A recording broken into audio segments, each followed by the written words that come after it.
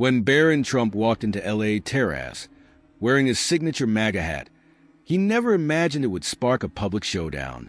What happened next left the restaurant's manager questioning his own beliefs and an entire city talking. A simple lunch turned into a powerful moment that ignited a storm of opinions, controversy, and ultimately, a lesson in unity. Barron didn't fight back or seek revenge. He turned the situation into an opportunity for change. As the tension between personal beliefs and public space unfolded, what seemed like a minor incident became the catalyst for something bigger, a movement towards understanding, compassion, and unity. Would the manager of L.A. Terrace step up to make things right? Keep reading to find out how one young man's response changed everything. The manager's expression stiffened, his determination unwavering. "I understand," he said curtly, "but we maintain a strict policy here. I must insist." Barron met his gaze unflinching. "I respect your rules," he said, "but this is just a hat. It doesn't define who I am or my intentions. I've been here before and never had an issue." His calm demeanor contrasted starkly with the manager's growing agitation. The murmurs around the restaurant grew louder, curiosity transforming into a palpable tension. A woman at a nearby table whispered to her companion, while another diner took out their phone, angling it discreetly toward the scene. "I'm sorry, sir," the manager pressed, lowering his voice slightly, "but I can't make exceptions. If you can't comply, I'll have to ask you to leave." Barron leaned back in his chair, exuding an unbothered confidence. "I understand your position, but I'd like to speak with the owner. I'm sure they want to hear about this." The manager hesitated, his composure briefly faltering. Before he could respond, an older gentleman seated near the window rose. His voice cut through the tense atmosphere. "This young man isn't bothering anyone. Let him eat his meal in peace." All eyes turned to the man, who looked every bit the distinguished patron, a retired judge or perhaps a longtime benefactor of the establishment. His interruption added a new layer of complexity. The manager, now visibly uneasy, tried to regain control. "With all due respect, sir, this is about maintaining harmony." "Harmony?" The older man interrupted, raising an eyebrow. "It seems to me you're creating the disturbance. Look around. The only reason this is an issue is because you made it one." A ripple of agreement passed through the room. A woman at the bar nodded subtly. Another diner chimed in. "He's not causing any trouble. Leave him be." The manager's face flushed as he realized the tide was turning against him. Barron, meanwhile, remained seated, observing the unfolding drama without a word. "Fine," the manager said tightly, stepping back. "You may keep your hat, but I hope you understand our concerns." Barron gave a small nod, neither triumphant nor apologetic. "I appreciate it," he said simply. As the manager retreated, the atmosphere slowly returned to normal, though the energy in the room remained charged. Conversations resumed, but with an undercurrent of excitement. Barron placed his order calmly, as though nothing had happened. A young waiter approached his table moments later, clearly nervous but eager. "Sir," he said quietly, "I just wanted to say thank you for handling that with such grace. It's rare to see someone stay so composed." Barron offered a small smile. "It's just lunch," he replied. "No need to make it more than that." By the time he left the restaurant, the story had already taken on a life of its own. Videos and accounts of the confrontation began to circulate online, sparking a heated debate. Some criticized the restaurant's policy. Others praised Barron's poise. Within hours, the incident had gone viral, making headlines across the city. For Barron, it was just another day. But for the diners in the city of Los Angeles, it became a moment to reflect on how personal expression intersects with public spaces, and what happens when people choose civility over conflict. The manager paced near the bar, his earlier confidence now tinged with unease as notifications on his phone began to ping relentlessly. The backlash was swift and unrelenting. Comments flooded in, criticizing the restaurant's stance and questioning its commitment to inclusivity. Is this what neutrality looks like? One post demanded, sparking a wave of debates across platforms. Outside, Barron sat quietly in the park, phone in hand, coordinating his next steps. His vision was clear. This wasn't about creating division, but fostering a broader conversation. By evening, he had reached out to a diverse group of influencers, community leaders, and advocates for civil discourse, crafting a plan that focused on dialogue over outrage. The next morning, the hashtag #UnityNotUniformity began trending, posts celebrating individuality and encouraging respect for differing views flooded social media. Barron's involvement remained understated. His name was mentioned here and there, but the movement took on a life of its own, driven by voices from all walks of life. By midday, LA Terrace's reservation line had gone silent. The usually bustling restaurant was eerily quiet, with cancellations piling up. The manager, now visibly frazzled, scrambled to contain the damage. He issued a carefully worded statement. Asterisk at LA Terrace, we strive to create a neutral and welcoming environment for all our patrons. We deeply regret any misunderstandings caused by our actions and are committed to reevaluating our policies to better reflect our values. Asterisk, the statement was met with mixed reactions. Some saw it as a step forward. Others dismissed it as damage control. Meanwhile, Barron continued his efforts, choosing not to respond directly, but instead focusing on expanding the reach of the hashtag #UnityNotUniformity message. A week later, a public forum was announced, co-hosted by Barron and a coalition of local organizations. The event, held in a community center, aimed to bring people together to discuss freedom of expression, respect for differing perspectives, and how to bridge societal divides. It drew a diverse crowd, including some of LA Terrace's staff who came to listen and engage. The manager attended as well, sitting quietly in the back. At one point, he approached Barron during a break. "I owe you an apology," he said, his tone sincere. "I acted out of fear, not principle. This has been a humbling experience." Barron nodded, offering a small, understanding smile. "It's not about blame," he replied. "It's about learning and doing better."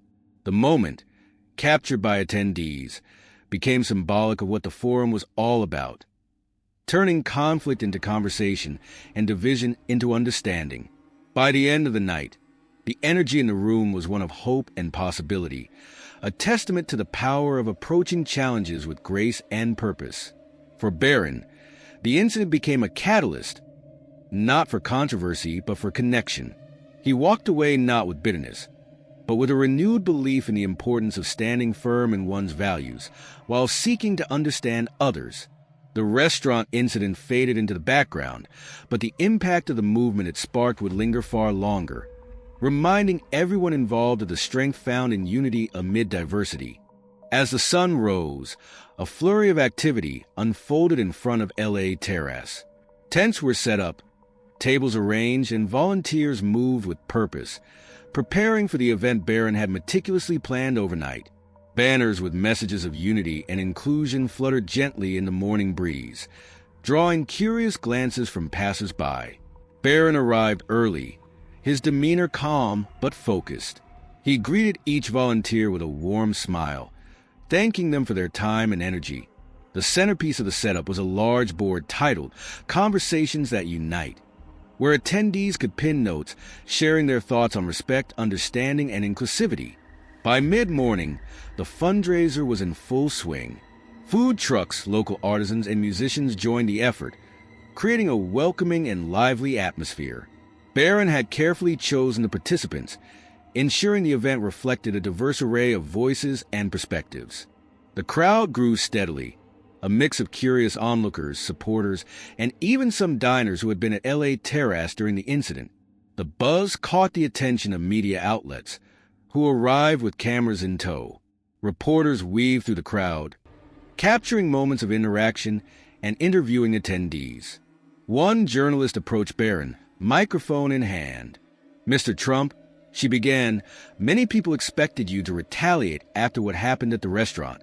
Instead, you organized this event. Why? Barron smiled faintly, choosing his words carefully. I believe challenges can be opportunities, he said. This isn't about pointing fingers or holding grudges. It's about reminding ourselves that even when we disagree, we can find common ground. We all have a role in building a more understanding world. The response resonated with those listening, sparking a round of applause.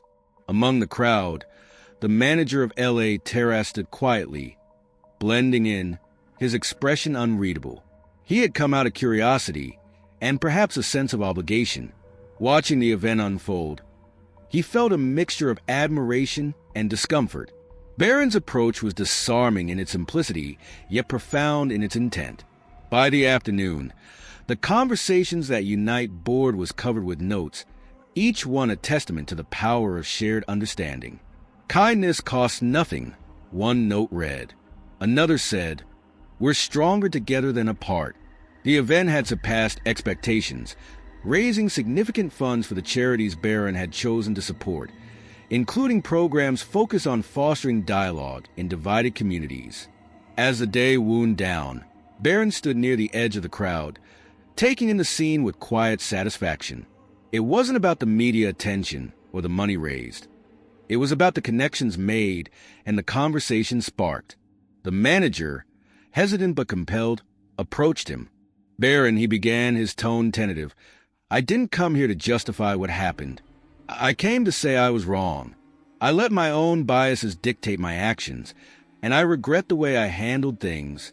Barron turned to him, his expression neutral but attentive. Thank you for saying that, he replied. We all make mistakes. What matters is what we learn from them. The manager nodded, visibly relieved. This, he gestured to the event around them, is remarkable. You turn something divisive into something meaningful. Barron shrugged lightly, a small smile playing on his lips. Sometimes, all it takes is a choice to connect instead of divide. As the crowd began to disperse and the volunteers packed up, the energy of the event lingered in the air. The incident at LA Terrace might have started as a moment of conflict, but it became a catalyst for change. For Barron, it was never about proving a point. It was about showing that even in the face of disagreement, we have the power to choose compassion and build bridges, one conversation at a time. The manager's expression was a mix of frustration and unease. He had underestimated the impact of yesterday's decision, thinking it would fade quietly.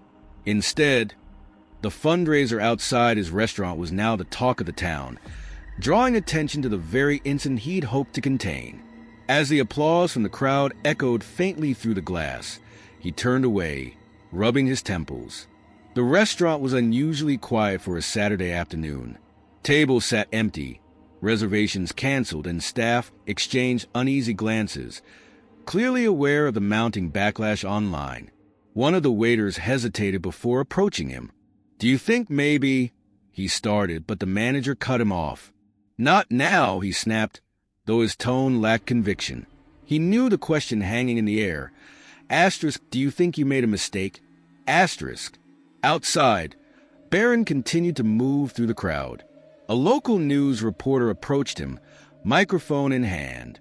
Barron, what do you hope this event achieves? She asked. Barron smiled warmly, though there was a trace of exhaustion in his eyes. I hope it reminds people that we don't have to agree on everything to treat each other with respect. The hat I wore yesterday sparked a reaction, but today's event is about something bigger. Bridging gaps, not creating them. The reporter nodded, visibly impressed. Do you have any message for the restaurant or its management? Barron paused, choosing his words carefully. I don't hold grudges. Everyone has the right to their policies. But moments like this are opportunities to reflect and grow. My hope is that we all, myself included, take a moment to think about how we approach differences and find ways to move forward together. As the interview aired later that evening, the response was overwhelmingly positive. Social media lit up with praise for Barron's composure and initiative. Many admired his ability to turn a contentious situation into a constructive one. And the hashtag Building Bridges gained momentum. Back inside LA Terrace, the manager finally sat down, his phone buzzing incessantly with notifications. He skimmed through comments on the restaurant's official page, most of them critical. "You called it a neutral space," one comment read. "But neutrality means respecting everyone, not silencing them."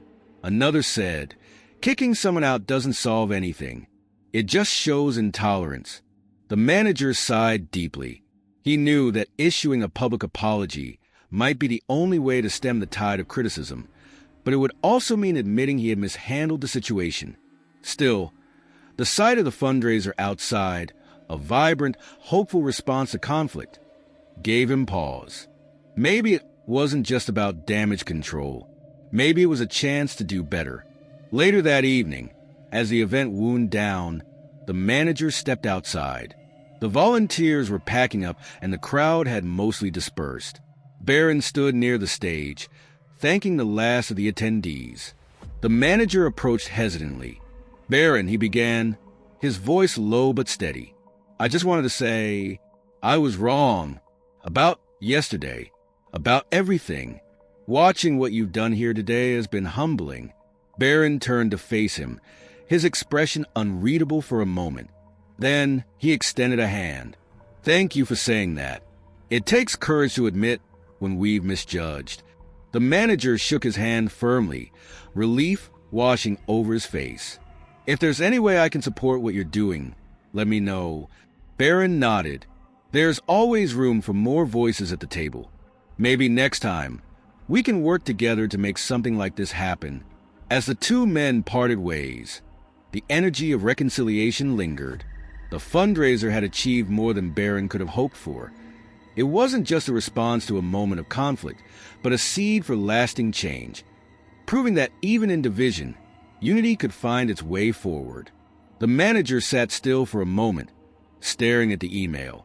The words "divisive" and "make this right" echoed in his mind. He had justified his decision yesterday with the notion that he was simply following a policy, but now the weight of the fallout was undeniable. The decision to eject Barron had not only strained his relationship with a patron, but also put the restaurant at the center of a much larger conversation about intolerance and freedom of expression. He closed his eyes, replaying the events in his mind. The cold confrontation, the quiet tension in the air, and Barron's calm departure. The manager had thought that by enforcing the rules, he was maintaining neutrality. But as the fundraiser outside LA Terrace gained momentum, he realized that neutrality didn't mean suppressing voices. It meant finding a way to foster understanding, not alienation. The waitstaff's increasing discomfort hadn't gone unnoticed. More than one had expressed a desire to join the fundraiser, and the manager could sense their growing dissatisfaction. Even the steady hum of discontent among the remaining patrons spoke volumes. They were observing, not just the fundraiser, but the consequences of his decision. Inside his own restaurant, the atmosphere had shifted from calm and sophisticated to tense and uncertain. One of the servers knocked gently on his office door before entering. "Sir, it might be time to reconsider how we handle this. Maybe we could, show some support for what Barron's doing out there." The manager frowned, fighting the urge to dismiss the suggestion. But deep down, he knew she was right. The more he thought about it, the clearer it became. This wasn't just about a single incident. It was about the broader conversation about respect, freedom, and understanding. Barron had done more than just take a stand. He had found a way to inspire others, to remind them of the importance of listening, even when there was disagreement. He stood up abruptly, his decision made. The staff needed direction, and the restaurant's future depended on their ability to regain the trust of their community. Without a word, he left his office and walked out toward the door, glancing once more at the peaceful scene outside. It was unlike anything he had expected. The event wasn't just a protest. It was a celebration of unity and dialogue. It felt alive, real, and urgent. Everything LA Terrace had once prided itself on offering but now lacked. As he stepped into the sunlight, the fresh air hit him. He adjusted his tie, took a deep breath, and made his way toward the stage where Barron stood speaking with attendees. He wasn't sure what he would say yet, but he knew it was time to do more than just watch. It was time to step forward, even if it meant admitting he had made a mistake. Barron noticed him before he could speak. There was no judgment in his gaze, just a quiet acknowledgement. The manager paused for a moment, then cleared his throat. "Barron," he began, his voice steady, "I owe you an apology. I didn't understand what this could be, what it could mean.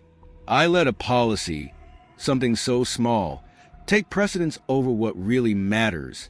Barron met his gaze without hesitation. It's never easy to admit when we've been wrong, but it's a step in the right direction. We're all learning. The manager nodded slowly. "I want to make this right if I can. I've decided to support this event. It's about more than just what happened. It's about showing that we can come together, even when we disagree." The crowd around them murmured in approval, and Barron gave a small smile. That's all anyone really wants, understanding, respect. And today, you've shown that you're willing to listen. With those words, the manager turned to address the crowd, his voice growing stronger as he spoke. "This isn't just about a hat. It's about making sure that we respect each other's differences and celebrate what we can achieve when we work together." The applause that followed was louder than anything the restaurant had heard in weeks. Inside, the staff exchanged glances, their tensions eased by the manager's gesture. Slowly, the restaurant began to feel alive again. People coming back, not just for the food, but for the sense of change, of connection. The manager watched as the event outside continued, the energy vibrant and hopeful. He realized that sometimes the right thing isn't always the easiest. It's the thing that asks us to grow, to understand, and to act in ways we never thought possible. And today he had taken that step. "I believe in the power of connection," Barron said quietly. "It's easy to react with anger, to fight fire with fire, but that only keeps the cycle going.